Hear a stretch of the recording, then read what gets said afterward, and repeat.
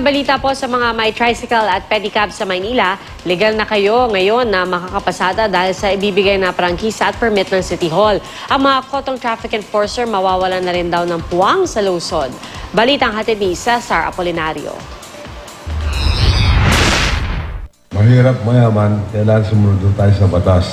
At yung po makakabuti sa nakakarami. Natuwa ang mga miyembro at opisyal ng mga asosasyon ng pampasaherong tricycle at pedicab nang ianunsyo ng mga opisyal ng Maynila na bibigyan na nila ng prangkisa ang tricycle at permit naman sa mga pedicab.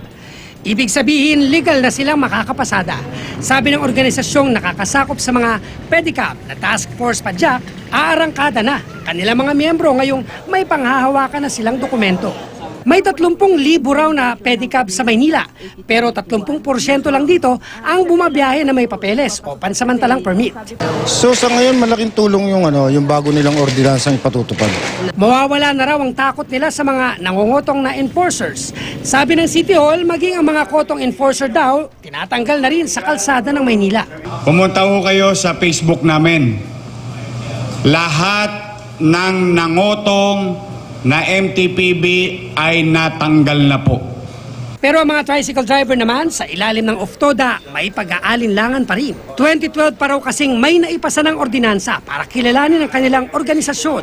Pero hanggang ngayon wala pa raw silang prangkisa. Sana raw ang anunsyo ngayon wag nang mapako. Kaya nga kanina sabi ko, kailan ang implementation na ito? Ano sagot nila? Pag-usapan. Kaya nga sabi ko nga sa kanila, bukod bilang prime city, ang Maynila ang walang prangkisa sa buong Pilipinas. Tanging ang mga kuliglig o pedicab na demotor ang hindi nakadalo sa pulong. At hanggang ngayon, mananatili silang ilegal na arangkada sa kalsada. Cesar Apolinario, GMA News.